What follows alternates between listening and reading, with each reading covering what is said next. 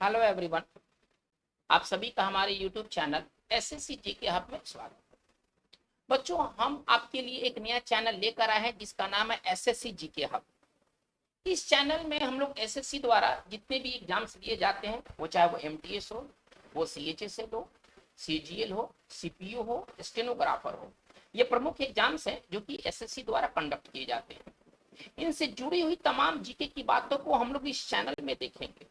ये चैनल पूरी तरह से एसएससी एग्जाम्स के लिए डेडिकेटेड है। हालांकि ऐसा नहीं है कि इसमें जो बातें हैं वो दूसरे एग्जाम्स में नहीं पूछे जाएंगे, ये भी बातें नहीं है। कोई भी प्रश्न किसी भी एग्जाम्स में पूछे जा सकते हैं, आप ऐसा समझते हैं। लेकिन इसमें हम लोग जो बात करेंगे वो एसएससी को दिमाग में रख करके बात करेंगे। आपसे एक रिक्वेस्ट है कि आप इस चैनल को सब्सक्राइब कर लें और अपने से जुड़े हुए जो भी आपके व्यक्ति हैं जो तैयारी में लगे हुए हैं, आप उनको जरूर शेयर करें इस चैनल को। आपका यही छोटा सा प्रयास हमारे लिए बहुत बड़ा मोटिवेशन का काम करेगा। चलिए, आज की इस वीडियो सेशन में हम लोग क्या बात करने वाले हैं, थोड़ा सा इस चीज को देखते हैं। देखिए, जीके में कई तरह के सब्जेक्ट से सवाल आते हैं। वो ज्योग्राफी से आते हैं, हिस्ट्री से आते हैं, पॉलिटी से आते हैं, करंट अफेयर्स होते हैं, साइंस से भी सवाल होते हैं। लेकिन हिस्ट्री से सवाल ज्यादा होता है, बाकी सब्जेक्ट के मुकाबले में हिस्ट्री से सवाल ज्यादा कुछ होता है। और हिस्ट्री में जिस टॉपिक से सवाल ज्यादा किया जाता है, हिस्ट्री तो बहुत बड़ा एक समंदर का चीज है, समंदर जैसा चीज है। उसमें आपको पढ़ना है ancient history, medieval history, modern history.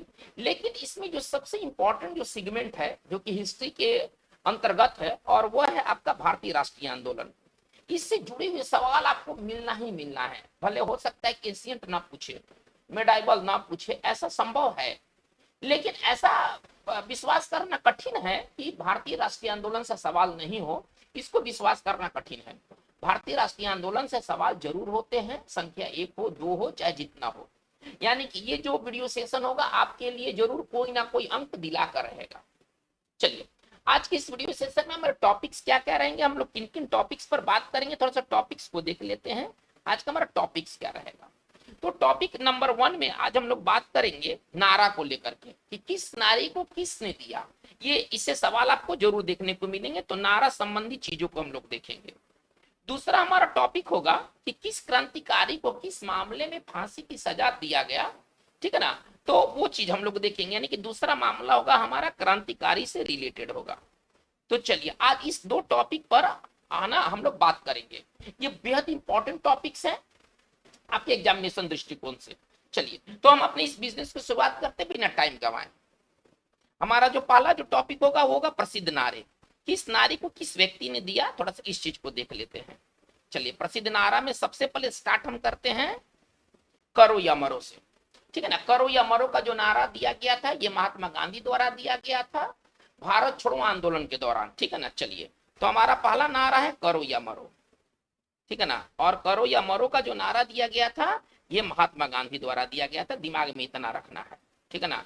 नारा देने का समय क्या था, किस समय ये नारा दिया गया था, तो भारत छोड़ो आंदोलन के दौरान ये नारा दिया गया था। ये भी काफी इंपॉर्टेंट है कि किस नारे को किस अवसर पर दिया गया। तो भारत छोड़ो आंदोलन के दौरान ये नारा दिया गया था महात्मा गांधी द्वारा। ये इंपॉर्टेंट नारा है, ठीक है ना, भारत छोड़ो आंदोलन का नारा। चलिए, हम लोग नंबर 2 में है। देखिए, स्वराज हमारा जन्म सिद्ध अधिकार है और हम इसे लेके रहेंगे। चलिए, हमारा दूसरा जो है स्वराज हमारा जन्म सिद्ध अधिकार है, ठीक है ना, जन्म सिद्ध अधिकार है। और ये जो नारा दिया गया था, ये नारा दिया गया था बाल गंगाधर तिलक द्वारा। बीजी तिलक इनका शॉर्ट में फेमस नाम है, बीजी तिलक द्वारा दिया गया था। चलिए, हमारा तीसरा जो नारा है जो कि अपने समय का बहुत ही प्रसिद्ध नारा था, ये भारतीय राष्ट्रीय आंदोलन के दौरान बहुत इंपॉर्टेंट ये नारा था, और वो नारा था वंदे मातरम। और ये नारा था वंदे मातरम। लेकिन वंदे मातरम से संबंधित जो सवाल है कि वंदे मातरम किस किताब से लिया गया है, तो ये बंकिम चंद्र चटर्जी द्वारा रचित आनंद मठ से ये लिया गया है वंदे मातरम, ठीक है ना। इस नारा को देने वाले कौन थे, एक्चुअली किताब का एक ये किताब से लिया गया है, और वो किताब का नाम है आनंद मठ। तो ये इसके जो रचयिता थे वो कौन थे, बंकिम चंद्र चटर्जी। इसके जो रचयिता थे वो थे बंकिम चंद्र चटर्जी, और पुस्तक का नाम था, जिस पुस्तक से ये नारा दिया गया था उसका नाम था आनंद मठ। हमें इतना दिमाग में रखना है, इसका नाम था आनंद मठ। चलिए, नंबर 4 में आते हैं। चलिए, सरफरोशी की तमन्ना अब हमारे दिल में है, देखना है जोर कितना। ये एक पूरा बहुत बड़ा सॉन्ग था। तो सरफरोशी की तमन्ना, ये जो नारा दिया गया था राम प्रसाद बिस्मिल द्वारा दिया गया था, ठीक है ना। चलिए इसको शॉर्ट में लिखते हैं, सरफरोशी की तमन्ना, ठीक है ना। सरफरोशी की तमन्ना दिया गया था राम प्रसाद बिस्मिल द्वारा। सरफरोशी की तमन्ना दिया गया था राम प्रसाद बिस्मिल द्वारा। चलिए, ये बहुत इंपॉर्टेंट नारा था अपने समय का। चलिए अब हम आते हैं, देखिए सुभाष चंद्र बोस द्वारा 3 नारा दिया गया था, दिल्ली चलो, जय हिंद और तुम मुझे खून दो मैं तुम्हें आजादी दूंगा। ये 3 नारा सुभाष चंद्र बोस का फेमस नारा है, ठीक है ना। चलिए एक है हमारा पहले दिल्ली चलो। दिल्ली चलो का नारा दिया गया था सुभाष चंद्र बोस द्वारा, ये एग्जाम्स में कई बार पूछा जा चुका है। चलिए दिल्ली चलो का नारा दिया गया था सुभाष चंद्र बोस द्वारा। दूसरा जो नारा दिया गया था जय हिंद, इनके द्वारा जो कहा गया था जय हिंद, जय हिंद वो सुभाष चंद्र बोस द्वारा क्रिएटेड बात है। और तीसरा जो था तुम मुझे खून दो, तुम मुझे खून दो मैं तुम्हें आजादी दूंगा, मैं तुम्हें आजादी दूंगा, तुम मुझे खून दो मैं तुम्हें आजादी दूंगा।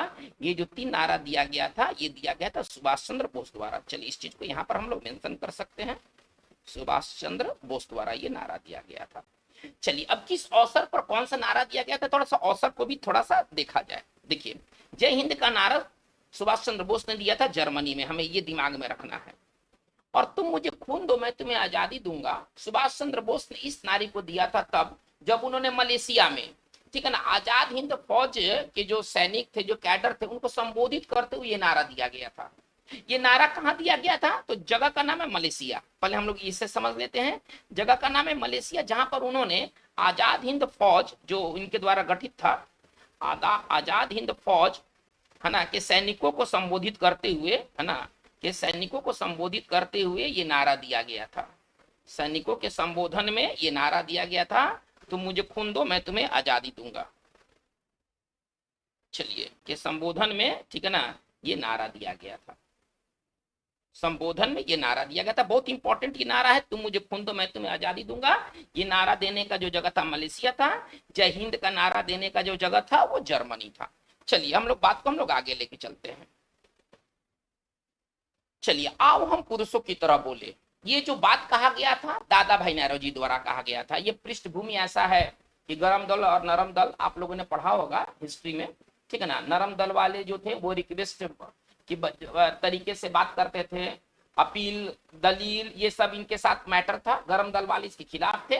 तो उन्होंने दादा भाई नौरोजी ने एक बात कहा, आओ हम पुरुषों की तरफ बोले। चलिए आओ हम पुरुषों की तरह, पुरुषों की तरह बोले। ये बहुत फेमस था, ठीक है ना, दादा भाई नौरोजी द्वारा कहा गया बात, दादा भाई नौरोजी द्वारा कहा गया बात, ये बहुत फेमस था। चलिए हम लोग बात को हम लोग आगे देख के चलते हैं। वंदे मातरम, चलिए वंदे मातरम बहुत अपने समय का समझिए कि, सॉरी वंदे मातरम, वंदे मातरम हो चुका है, ठीक है ना, सॉरी। चलिए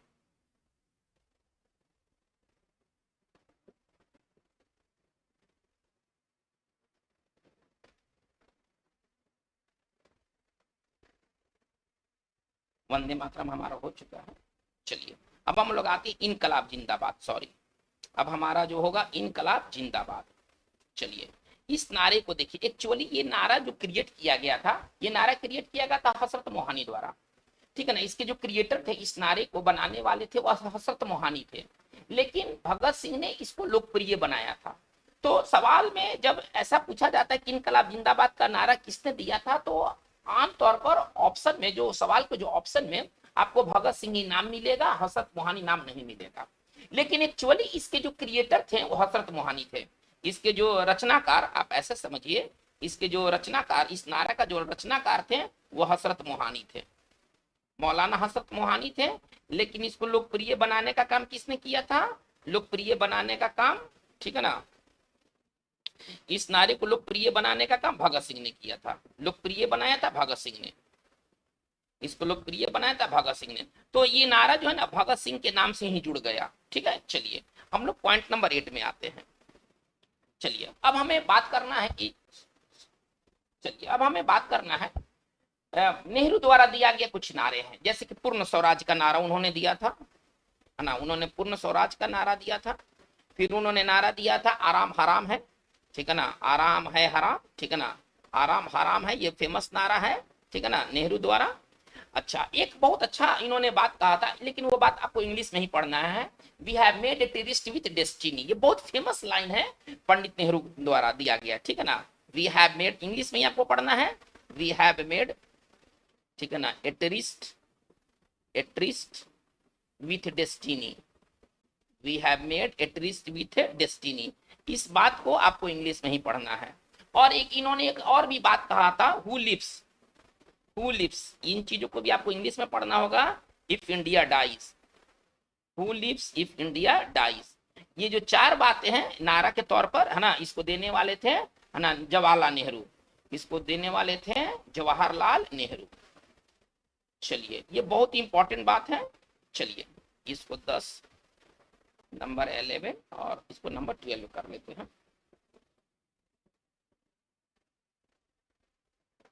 नंबर 11 और ये है नंबर आपका 12। ये नेहरू द्वारा दिया गया, ये बहुत फेमस नारा था, पूर्ण स्वराज का नारा जो दिए थे वो जवाहरलाल नेहरू दिए थे। आराम हराम है इनका बहुत ही चर्चित ये नारा था, ठीक है ना। We have made a tryst with destiny, destiny शब्द आ गया, ये ट्रिस्ट आ गया तो आपको रटना नहीं है, सीधे जवाहरलाल नेहरू आप कह दीजिए। और who lives if India dies, ठीक है ना, ये बातें जवाहरलाल नेहरू ने कही थी।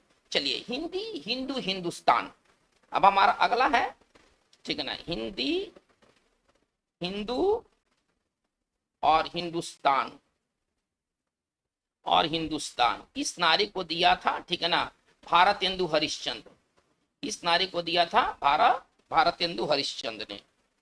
शॉर्ट में इसको लिखा जाए ज्यादा बेहतर होगा, ठीक है ना, भारतेंदु हरिश्चंद्र ने इस नारे को दिया था। ये हिंदी के फेमस ये राइटर थे, भारतेंदु हरिश्चंद्र। चलिए, मारो फिरंगी को, अब हमारा अगला है मारो फिरंगी को।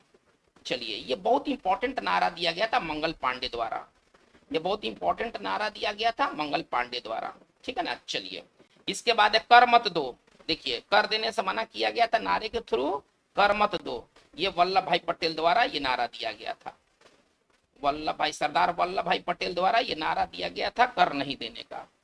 चलिए, तो ये हमारी इंपॉर्टेंट बातें हैं नारा से संबंधित। चलिए, अब हम लोग बात आगे करेंगे कि किस क्रांतिकारी को किस मामले में फांसी की सजा दिया गया। चलिए, क्रांतिकारी, तो हमारा टॉपिक का नाम है क्रांतिकारी जिन्हें फांसी दिया गया, मामला उसको भी देखेंगे। चलिए, हमारा ये पॉइंट नंबर 2 होगा, क्रांतिकारी, है ना, जिन्हें फांसी दिया गया।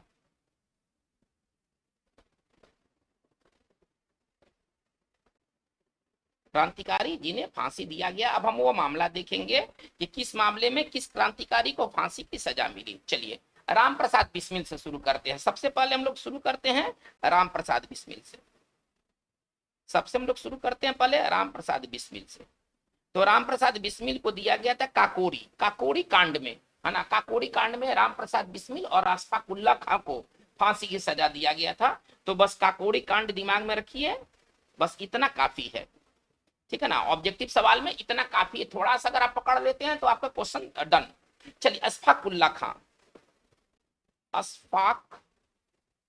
खां, चलिए, अशफाक उल्लाह खां को फांसी दिया गया था काकोरी कांड में ही, ठीक है ना, काकोरी कांड में ही। काकोरी कांड क्या था, अब इसके लिए हम लोग डिटेल में अलग से वीडियो पर बात करेंगे।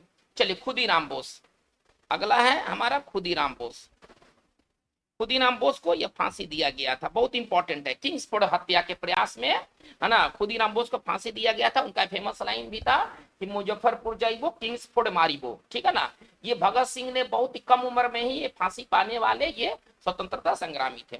चलिए, तो ये था किंग्सफोर्ड की हत्या, किंग्सफोर्ड के हत्या के मामलों में इनको फांसी की सजा दिया गया था। चापेकर बंधु, ये फेमस थे अपने समय के, ठीक है ना, चापेकर बंधु, इनको फांसी की सजा किस मामले में दिया गया था, रैंड की हत्या।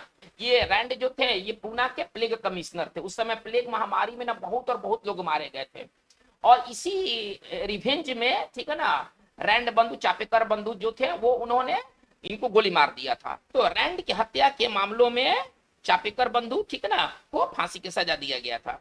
रैंड की हत्या के मामलों में चापेकर बंधु को फांसी की सजा दिया गया था। चलिए, मदनलाल थिंगड़ा, फेमस नाम है, ठीक है ना, मदन लाल धिंगड़ा। चलिए, मदन लाल धिंगड़ा को फांसी की सजा दिया गया था विलियम वाइली की हत्या के मामलों में, ठीक है ना। चलिए, विलियम वाइली की हत्या के मामलों में, ठीक है ना, इनको फांसी की सजा दिया गया था, मदन लाल धिंगड़ा को दिया गया था। चलिए, बाल मुकुंद, ठीक है ना। चलिए, बाल मुकुंद हमारा अगला नाम है, बाल मुकुंद, ठीक है ना।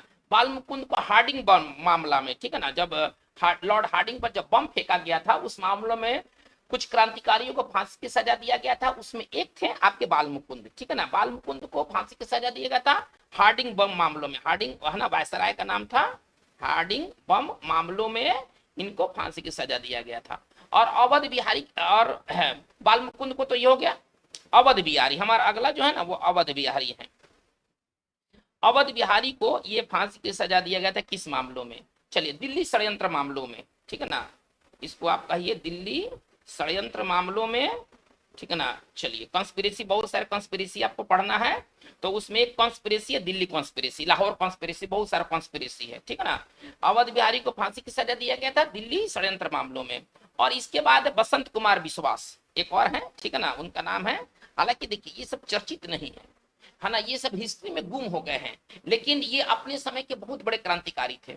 आप शायद पहली बार सुनेंगे अवध बिहारी, आप पहली बार सुनेंगे बसंत लाल, सॉरी बसंत कुमार। आप मतलब ये अपने समय के समझिए कि इन्होंने अपने आप को सेक्रीफाइस कर दिया, ठीक है ना। चलिए, तो बसंत हमारा है बसंत कुमार विश्वास, बसंत कुमार, ठीक है ना। चलिए, बसंत कुमार जो विश्वास थे, इनको भी फांसी की सजा दिया गया था दिल्ली षड्यंत्र मामलों में।